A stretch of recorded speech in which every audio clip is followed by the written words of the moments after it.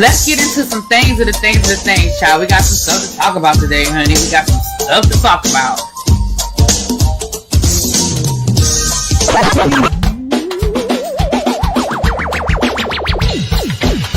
Hit that like button. If you are new here, go ahead and hit that subscribe button. We have a great time over here. You meant what you said when you said it.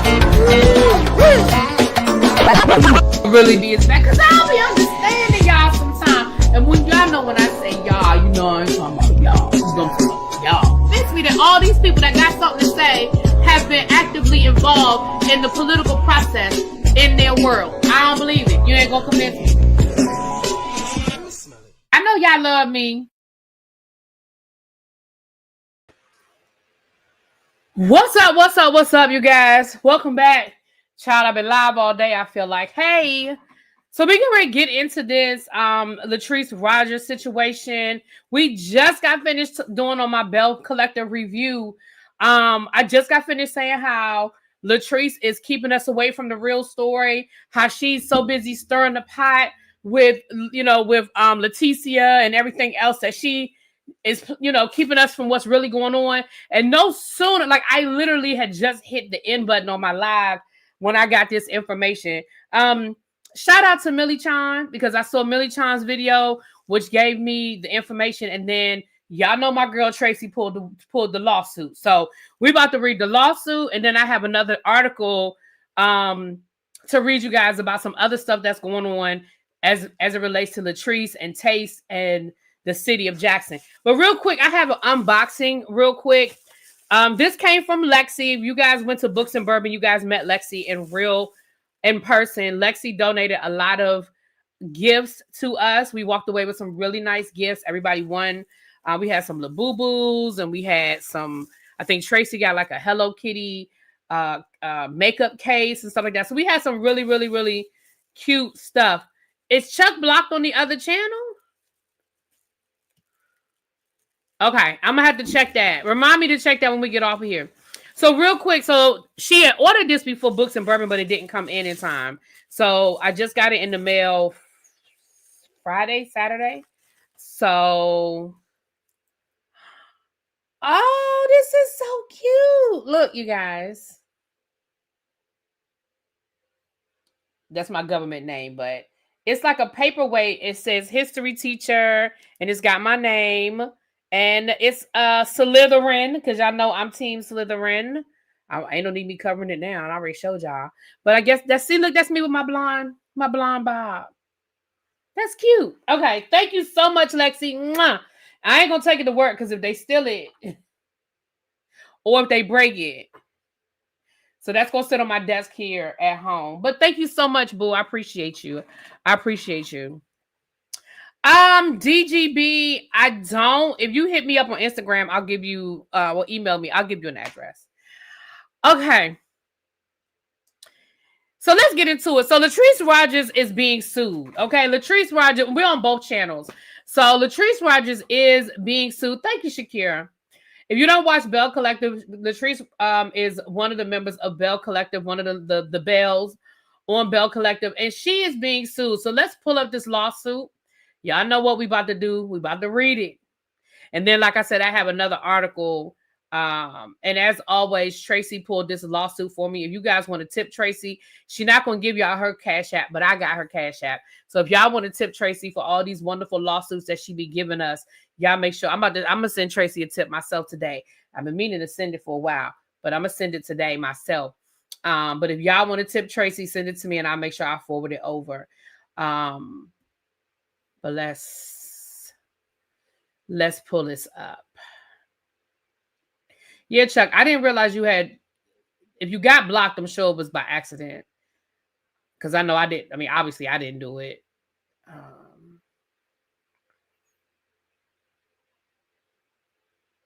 Thank you, Tracy. All right, so let's make this bigger and let's read through this lawsuit. First of all, this lawsuit is 27 pages long, so I don't know what that means. I don't know if that's good or bad. Y'all know we done seen some long lawsuits. We done seen some short lawsuits. One doesn't equal the other. I think so. This lawsuit is coming. It's in the United States District Court for the Southern District of Mississippi Northern Division. Now, this case,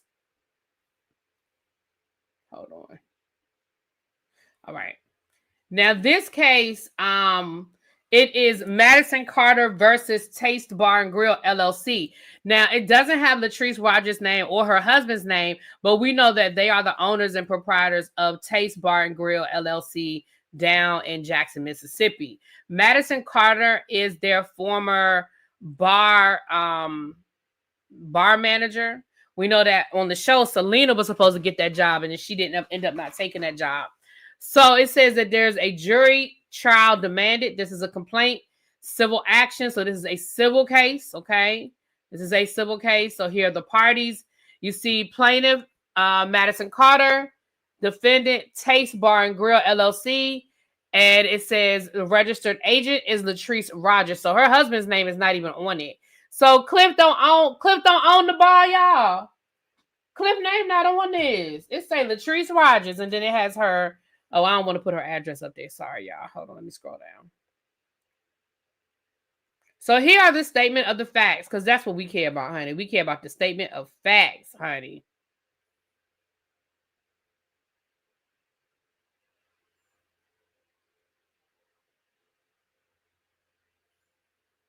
Sorry. Okay. Plaintiff is a 24-year-old female resident of Rankin County, Mississippi. She was hired on June the 3rd of 2024 as a bar manager at Taste Bar and Grill, LLC. Taste is owned by Clifton and Latrice Rogers. But that's interesting that her name is the only one on the LLC, I guess, but I don't know. Around the end of May of 2024, Mr. and Mrs. Rogers offered plaintiff employment as the bar manager. Ms. Rogers and plaintiff agreed that Mr. Carter would be paid. I think that's supposed to say Miss Carter, but okay. Miss Carter would be paid $20 per hour and will receive a bonus for designing the drink menu, hiring all bartenders. Why you make that 2 words? And training the waitstaff. Now listen, y'all know I be trying not to do this with this stuff. Why they make bartenders 2 words? Bartender is 1 word, ma'am. Moving right along.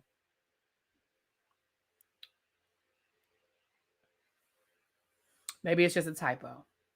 On August the 31st of 2024, plaintiff worked at an event catered by the defendants for the Rogers family reunion. One of Clifton Rogers' cousins, Antonio Rogers, approached the plaintiff and began chatting with her. Later in the evening, Mr. Antonio Rogers placed his arm around the plaintiff's waist. He then showed her 2 blue pills and asked her if she wanted to take one. The plaintiff responded no, and that she already takes medicine prescribed by her doctor. Mr. Antonio Rogers then said, "Do you want one of the X pills?" And then they put in parentheses reference to ecstasy or MDMA. Plaintiff declined and went back behind the bar to make a few drinks. A few minutes later, Mr. Rogers stood very close to the plaintiff and quickly put one of the pills in her mouth. Huh? Okay. He then instructed her to swallow the pill and meet him in the bathroom in 30 minutes. The plaintiff responded by removing his arm from around her waist and quickly walked away. She took the pill out of her mouth. Plaintiff then went to the kitchen manager, Chef T, that name unknown, handed her the blue pill and explained to her what had just happened. Chef T escorted the plaintiff to the bathroom to wash her mouth out, and then they went together to report what happened to Mr. Clifton Rogers and Miss Latrice Rogers. When the plaintiff explained what had happened to the Rogers, Cliff Rogers seemed either to not understand or not to hear what she was saying, i.e., he was intoxicated. Miss Rogers, however, heard and understood, and she responded by telling the plaintiff that she did the right thing to notify her and Cliff about it. A few minutes later, Mr. Rogers instructed Antonio Rogers to leave the party. About 30 minutes later, Mr. Rogers approached the plaintiff and demanded the plaintiff explain again what happened. Plaintiff again explained to Mr. Rogers what happened previously, i.e., we know. At that point, Mr. Rogers became heated and yelled that the plaintiff should have told him and not Latrice about the incident. Huh? After that, the party ended. What? This is crazy. On September the 6th of 2024, Mr. Rogers emailed the plaintiff and wrote, after careful consideration, we have made the decision to terminate your position as bar manager at Taste Bar and Grill effective immediately. I want you to know this decision was not made lightly. It comes after some concerning incidents that we've discussed previously. In particular, there was an incident where you accused a customer of drugging you, which after reviewing the security footage, I could not find any proof. On September the 10th of 2024, plaintiff went to see Mr. Clifton Rogers in person. Plaintiff began by asking him why he fired her for notifying him that his cousin had attempted to drug and potentially sexually assault her. Mr. Rogers responded by saying he didn't care and that it was drama. Mr. Rogers then argued that he never stated the plaintiff was fired. She got a letter, sir. Plaintiff responded by reminding Mr. Rogers that he told her she was terminated in writing in the email that he had sent her the previous day. Mr. Rogers then became heated and stated that the plaintiff was fired and that he did not care if she was drugged or not. This is crazy. Wait a minute. I need to pause for a second and come to the chat. What? Yeah, the cousin.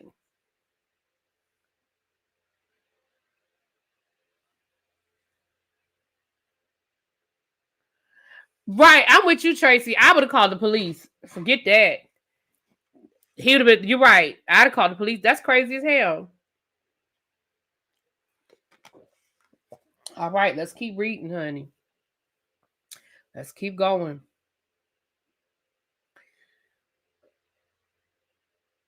Okay.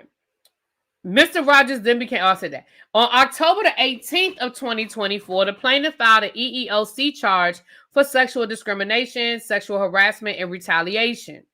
On February the 28th of 2025, in response to the plaintiff's charge, Taste Bar and Grill submitted a petition statement to the EEOC. In their position statement, Latrice and Clifton allege. Okay. Wait a minute. Hold on, let me read this. The Bar Grill's position statement alleges that Latrice and Clifton Rogers are the owners of Taste Bar and Grill, located in Jackson, Mississippi. Taste Bar and Grill consists of a cigar bar, a lounge, and a restaurant. It was not in operation during CP's employment, but it was in the startup phase when she and a few other employees were hired to begin preparation to open the bar. Notably, Taste only had 2 employees for several months until rising to 9 employees towards the end of August. CP was terminated. I thought her name was something else. Who is CP? I thought her name was Marlo. Okay.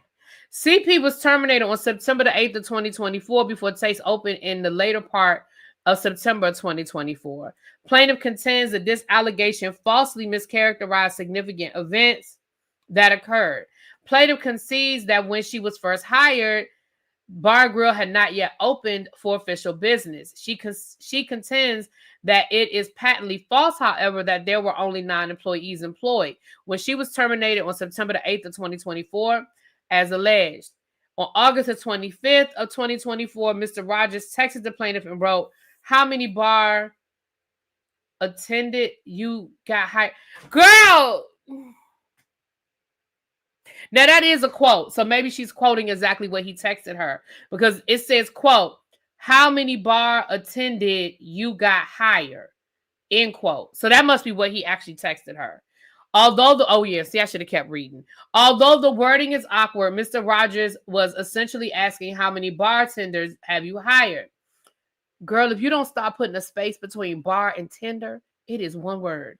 In response to this text, the plaintiff texted 12 so far. Moreover, the plaintiff contends that she personally hired around 20 employees who participated in 2 4-hour training sessions and were required to clock in and out of those sessions. Now, there's a reason why they're saying that they had less than 7 employees when it comes to this EEOC complaint. There's a legal reason why. So that's why she's saying no, they have more than 7 employees. They trying to, those training sessions occurred on August the 28th, 2024, primarily focused on bartenders. On August 29th of 2024, primarily focused on servers, which were notably before the Rogers reunion party on August the 31st, and were certainly prior to the date the plaintiff was terminated. Taste Bar and Grill's position statement alleges that the bar manager, an assistant bar manager, and a bartender were hourly employees brought on to set up the bar menu before opening the bar. CP was engaged to assist with the opening of the Taste Bar and Grill and specifically get the bar open and operating. At that time, Mr. and Mrs. Rogers were still in the process of acquiring permits and putting things in place for the planned opening. Taste hired its first employees, a chef and a sous chef. In early 2024, they added CP along with 6 other individuals to prepare the bar for the restaurant's opening. 6 other hourly employees were brought on, 1 to serve as general manager and the remaining 5 to set up the kitchen and food menu for the restaurant. All were at-will employees. During the charging party's employment, CP means charging party, okay. During charging party's employment and at the time of her discharge, Taste had a maximum of 9 employees. Since September the 11th of 2024, Taste has had over 15 employees. However, at no time during 2023 or 2024 did Taste meet the 15 employee threshold to qualify as an employer under Title VII. So that's what that's about. Okay. For purposes of the Title VII, an employer is defined as a person who has 15 or more employees for each working day in each of 24 or more calendar weeks in the current or preceding calendar year. Prior to and through that time, charging party discharged that Taste Bar and Grill had maximum of 9 employees, each of whom were brought on board to assist with setting up the restaurant and bar. While Taste Bar and Grill eventually hired more than 15 employees for its opening on September the 30th, Taste did not employ 15 or more employees for each working day. Okay. Taste Bar and Grill was not an employer under Title VII in 2023 or 2024, and Title VII does not apply to their employment. As stated above, plaintiff contends this allegation is false. On August the 25th of 2024, Mr. Rogers texted the plaintiff and wrote, okay, hold on. We already read this. Okay, it's a lot of typos in here, CP. Okay. Taste Bar and Grill's position alleges that CP's complaints spring from her acting as a bartender at a private event. She was not working for Taste at this event. The Rogers family reunion was held on August the 31st of 2024 through September the 1st of 2024. Members of the Rogers family organized the reunion and wanted to have bartenders and cooks. Mr. and Mrs. Rogers offered their building space, which was not yet open to the public, to their family for the reunion. The second day of the reunion was a picnic and another private property owned by Mr. and Mrs. Rogers. Taste did not cater the reunion, nor did Taste employ bartenders or cooks to work the reunion. Rather, the Rogers asked one of the bartenders and one cook if they wanted to make some extra money, and they wanted to do so. The bartender was to make tips, and the cook was to be paid by the Rogers family. Neither were paid hourly wages by or through Taste, as they were not working as employees of Taste during the reunion. The private event provided only an opportunity for them to make some money as a side hustle if they chose to do so. It was voluntary and was not a Taste event, nor was it paid for by Taste, notably. CP showed up for the reunion and bartended alongside another bartender, and on the first day of the reunion, the two of them served and collected tips from guests. On the second day of the reunion, the two purchased and served beverages themselves to reunion guests and kept whatever money they made. As the reunion was a private affair, the Rogers family and CP were not acting as an employee of Taste during the reunion. CP was not an employee covered by Title VII during the claimed events of August the 31st and or September the 1st, because CP was not an employee covered by Title VI of her charge, and her charge should be dismissed. Whew, that's a lot of words to say. She wasn't working for us at the time. Lord have mercy. Okay. No, CP is charging that's the word for the plaintiff, charging person, the charging person. They're using CP instead of her name. The person who brought the lawsuit. Okay. Plaintiff contends that this allegation is full of falsehood, and its conclusion that the plaintiff was not an employee covered by Title VII is false as well. As already stated, there were over 15 employees hired by TBG prior to the date of the reunion. As visual evidence and personal accounts can attest, it was evident to all in attendance on August the 31st at that event being held at the Bar and Grill that in that regard, it was a Taste event, although it had not officially opened yet. Attendees at the event were required to pay for their meals at the Bar and Grill, i.e., it was not free. The food served to the attendees was Bar and Grill food, and the money earned by the event went to the Bar and Grill. The allegation that the plaintiff was not asked but merely showed up at the event is false. Plaintiff was instructed to work at the event. Moreover, it is false that the plaintiff and Miss Anna Marie, that's the other bartender, merely worked for tips, as alleged. Both plaintiff and the other bartender clocked in and were paid their usual hourly wage and their time worked at the event of August the 31st of 2024. As is common, they were paid an hourly wage, and as bartenders, they were allowed to receive tips as well. See, so there's somebody lying, and this should be real easy to clear up. Girl, did you get a paycheck? Did you get a paycheck for the dates of the reunion? That should clear it up real easily. If you said you were required to clock in and clock out, where them payroll records? Where are those payroll records? Okay? Real easy. Real easy to clear that part up. The Bar and Grill's position statement alleges that, I'm going to just say the plaintiff, asserts in her charge that she was acting as a bartender for a private event when a guest who she claims was a cousin of Mr. Rogers offered her drugs with the intention of seducing her. The plaintiff names the cousin actually put a pill which she believed to be ecstasy in her mouth. She claims that she did not swallow the pill, but instead reported it to the chef and then reported the incident to Mr. and Mrs. Rogers. Mr. Rogers immediately confronted the cousin, and put the cousin in air quotes, whom he did not know, and told him to leave the premises, which he did. The plaintiff concedes this allegation is partially true, yet it omits relevant context. As explained above, Mr. Rogers' cousins, Antonio Rogers, approached the plaintiff and began chatting with her. Later in the okay, we read all of this. She must have wrote this herself, y'all, because this is okay. She's now repeating the whole story again. We got the story. We don't need you to repeat it again, boo. Okay. She literally just cut and pasted the whole story again. Hold on. That's why this thing is so long, because you got redundant stuff in here. You saying the same stuff over and over and over again.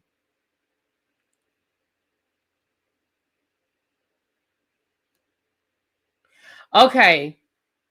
The Bar and Grill's position statement alleges that later, Mr. and Mrs. Rogers heard her, the plaintiff, being very loud, yelling and screaming in the parking lot about the incident. This drew attention from other guests. Mr. and Mrs. Rogers heard from others as the reunion that CP was referring to some reunion guests as broke because she apparently believed that they were not tipping her enough. The Rogers were also heard and were told of other rude and loud comments made by CP as to what CP wanted to do to someone herself. Plaintiff contends this allegation is false. She adamantly denies that she displayed any loud behavior or yelled or screamed in the parking lot as alleged. Plaintiff contends that it was Miss Anna Marie, not the plaintiff, who made the comment, and the guests were broke, apparently because they were not tipping as much as she wished they would. Plaintiff contends she was not inclined to express frustration about the tips because she knew she was already being paid for her time. I like how you work that in there. Girl. Like, I was getting paid anyway. Plaintiff further denies that she at any point made any rude or lewd comments about doing something to someone, as alleged. The Bar and Grill statement alleges that the plaintiff was terminated because of her behavior at the family reunion. However, it was not the plaintiff voicing a complaint about the guest that convinced Mr. and Mrs. Rogers that they did not want her to be the bartender at their planned upscale bar and restaurant, but the plaintiff's inappropriate comments and loud, crude behavior during the family reunion. The plaintiff was also observed drinking and reportedly smoking marijuana at the reunion, and on one occasion had become physical with Mr. Rogers by pushing him about 6 feet from behind the bar with an attitude. Plaintiff contends that this allegation is false and disingenuous. As already stated, Plaintiff contends she was told by Mr. Rogers that she was welcome to drink moderately, and she concedes that she drank 2 alcoholic drinks during the event. A lot of bartenders drink while they're working. This did not lead in any way, however, to any of the negative behaviors alleged above. Plaintiff adamantly contends that the allegation that she smoked marijuana at the event is patently false. Similarly, she denies pushing Mr. Rogers from behind the bar. There was no one incident during the event where Mr. Rogers, who was obviously quite intoxicated at the time, went behind the bar where the plaintiff was, and the plaintiff had to maneuver around him to continue working, but she never pushed him or showed attitude as alleged. Notably, the plaintiff asserts that she is a petite woman and Mr. Rogers is a tall and large man. It would be nearly impossible for her to physically, child, it ain't impossible to push somebody now. But she said it was impossible for her to push him 6 feet, even if she had tried, which she did not.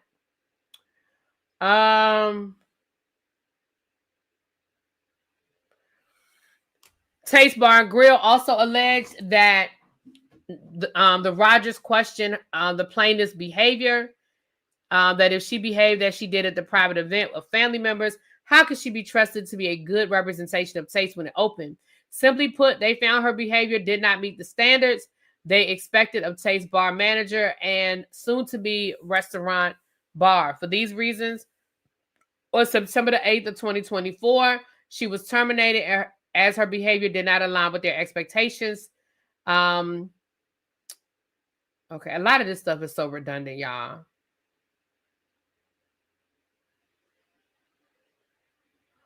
It is noteworthy that none of the false allegations made were listed in the termination letter that she received on September the 8th of 2024. Rather, in the letter, it was referenced some concerning incidents that we've discussed previously. In particular, there was an incident where you accused a customer of drugging you, which you, after review of the security footage, we do not find any proof. Child. Right. That's DB. DB, you bring up a good point. How can she be terminated for an event that you claim she wasn't being hired for, that she was working for tips? She was working, but they saying that they didn't like the way she behaved, and that's why they decide to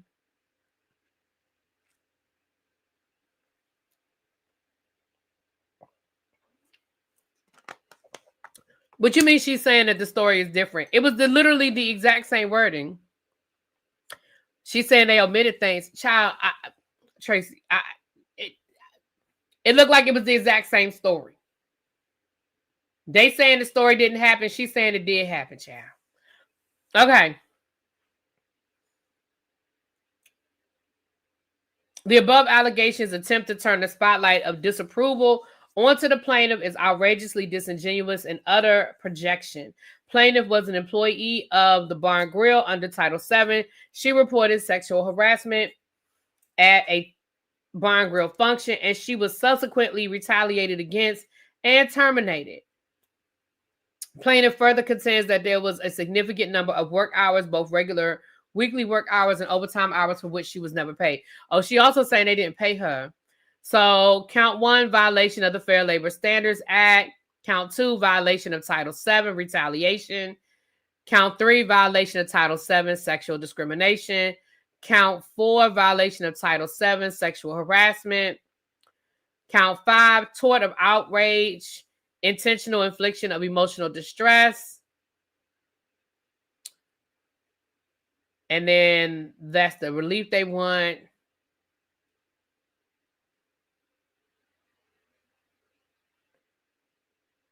This say that this was an attorney submitted this. Y'all need to get some better software because, baby, that had a lot of typos and stuff in it. Y'all need to do a better job of proofreading. Okay, so this is her documents, charge of discrimination. This is where she's writing out her statement. Okay.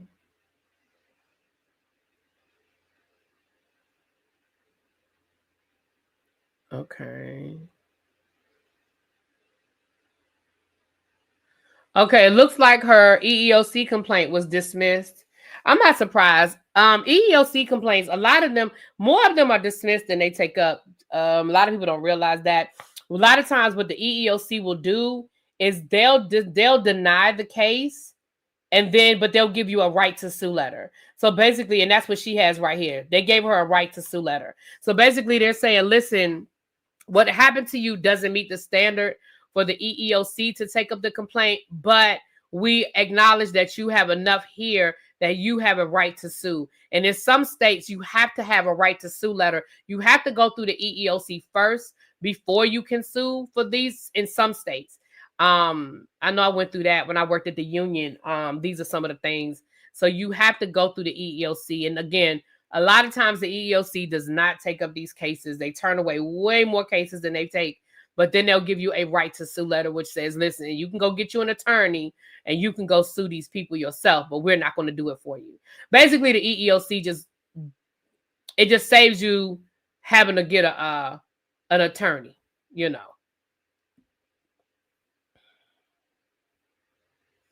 So that is the lawsuit. Now that was filed. Oh, wait a minute. Let me check the date. I forgot to check the date when this was filed. Hold on. When was this? Oh, shoot. Hold on. This was filed August the 15th. So this was filed back in August, okay? Now, let's look at this article that I found where it looks like the neighborhood is having some issues with Taste Bar and Grill. Now, first of all, they had to change their name. That's the first thing. They had to change their damn name, okay? Okay. So now it's called Fondren Bar Restaurant. Because I think Taste was already owned and they got sued or something like that. So here is this article. I'm going to share it with you guys and we're going to read through it together. We're going to read it together.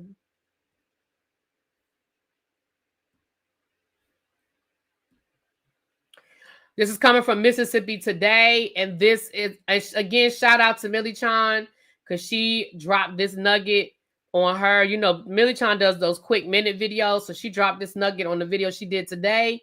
So this article is dated October the 23rd. So this is from Thursday. So this is very recent. Very recent. So you're not going to see any of this. You're not going to see any of this on this season because all of this looks like happened after this season filmed. But I found out that they can start filming for the next season of Belle Collective in the next couple of weeks. So if Leticia and Marie are smart, they're gonna slap Latrice all upside the head with all of this. They better pull a Bronwyn on her, and they better pull that lawsuit and be like, so girl, what's up with this lawsuit? What's going on down to the Taste? If they smart, all them tears you was crying in this week's episode, Leticia, you better turn it. You better turn them tears. And you better pull this information. You better slap her upside the head with it. When y'all start filming, I don't literally mean hit her, but y'all know what I mean. Okay.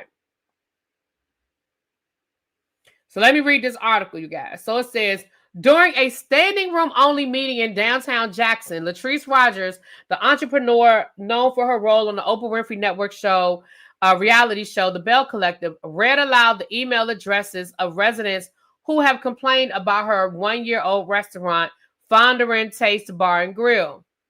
In an attempt to clear the air, Rogers said she'd reached out to each one of them. Upon hearing her email, Jennifer Bond, an architecture historian who lives down the street from Taste in an otherwise sleepy North Fondren neighborhood off Meadowbrook Road, spoke up. She said, "That's me." And she said, "I've never received an email." Treese, you sitting there lying about reaching out to them people. "But I have it here," Rogers insisted, as other residents began to say that they too had not heard from her. She said, "I literally have it here." Residents in close proximity to Taste have complained for months that the establishment, which many of them refer to as a nightclub, despite Rogers' insistence that it is a bar and restaurant, had disturbed their quality of life with loud music and traffic. At issue Wednesday was Taste's proposal to build 9 residential units, which it hoped to use as Airbnbs on top of its existing restaurant in a section of Fondren, historically home to offices, convenience stores, and fast food chains.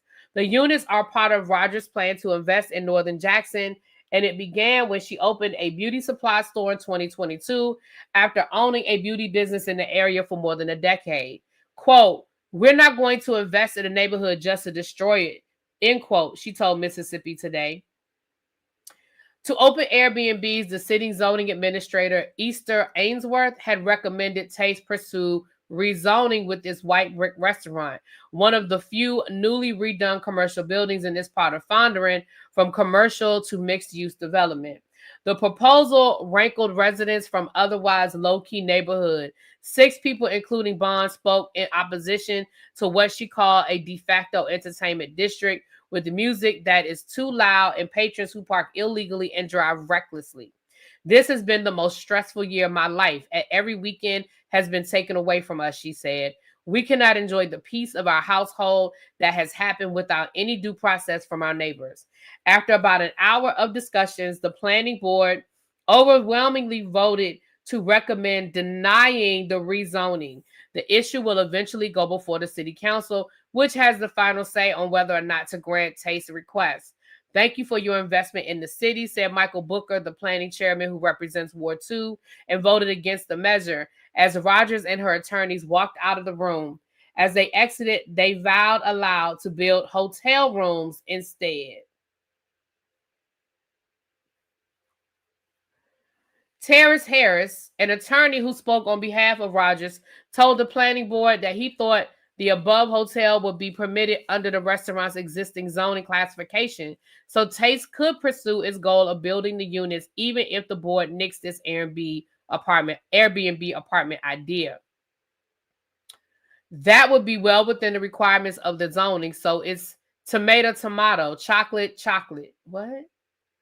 However you want to say it, it's the exact same thing, he said. Harris added that he believed residents' opposition to Taste's proposal had absolutely nothing to do with a second-floor residential units, but rather a mistaken belief that Taste operates as a nightclub when it is in fact a bar and restaurant.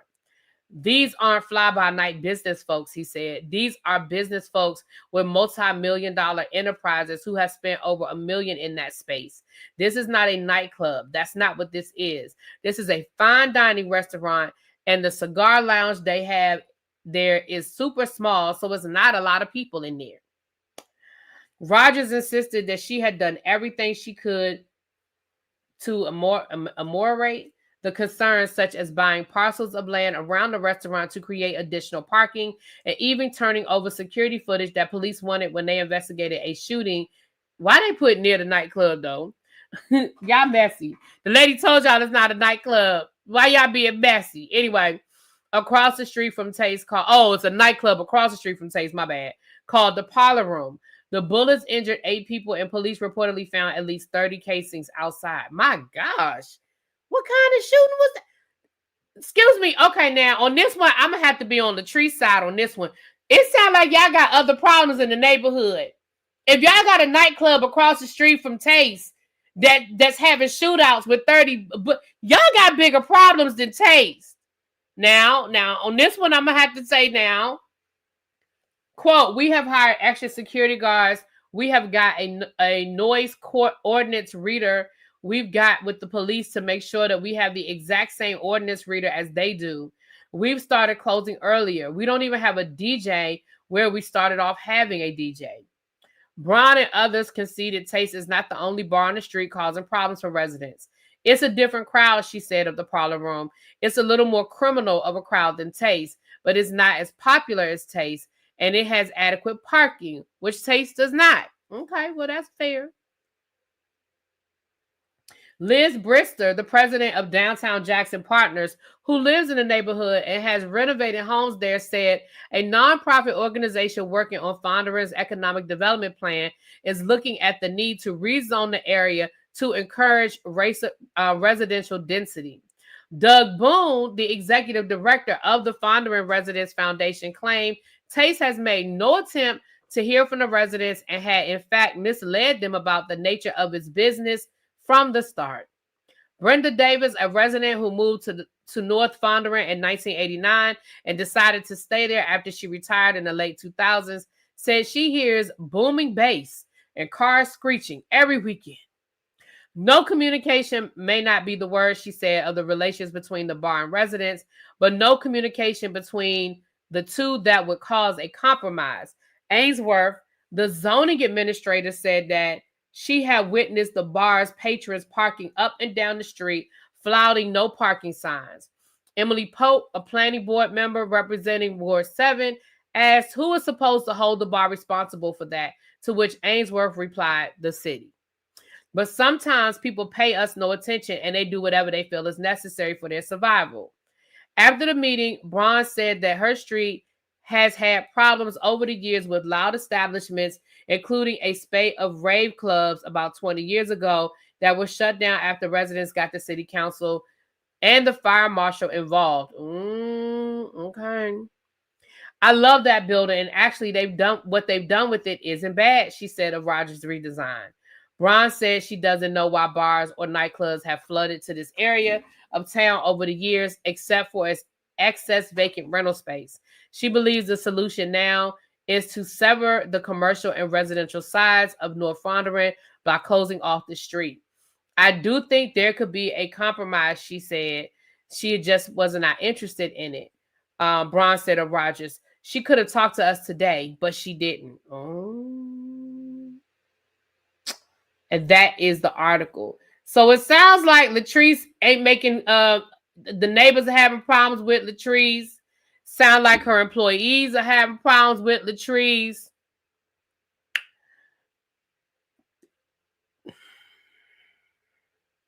Now, I remember Akeisha saying that she lived in that neighborhood.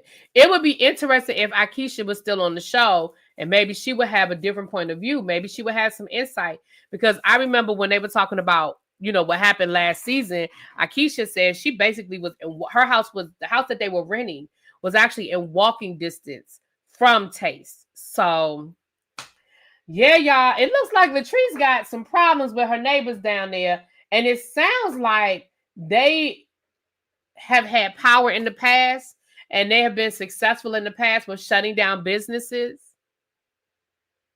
That's what it sounds like, that they have been successful in the past with shutting down businesses. Now, again, I'm not saying they're going to shut her business down, but it does sound like she might want to tread lightly.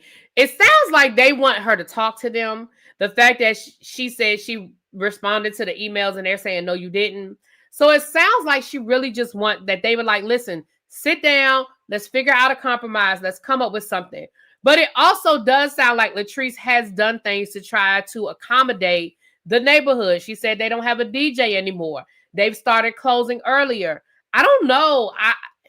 I'm not going to put all of this on Latrice, y'all. Now, that first one, that lawsuit sound crazy. But this, it sounds like there are people in the neighborhood who are having some serious issues about the business coming in. But it does sound like Latrice has tried to accommodate their concerns. Now, It doesn't sound like she's gone out of her way to be very friendly, but I don't know if she necessarily has to if she's addressing their issues, if she's closing earlier, if she no longer has a DJ, if she's has a noise thing to make sure that the noise level doesn't go above a certain point. She said she bought empty land to accommodate parking. It sounds like she's trying, y'all. Now, y'all know I give it to Latrice. Y'all know I give it to Latrice. But it does sound like she's trying, y'all. It really does. It really does. I ain't saying she's perfect and she's done everything perfect. But it does sound like she's trying. I mean, the fact that she bought some empty lots just to add parking, I don't know, y'all. I based on that article, it sounds like she's trying. But it does also sound like that the neighbors,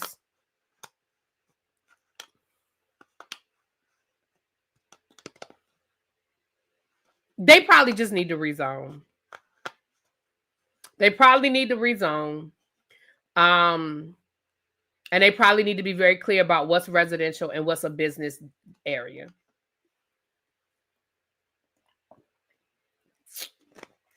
So,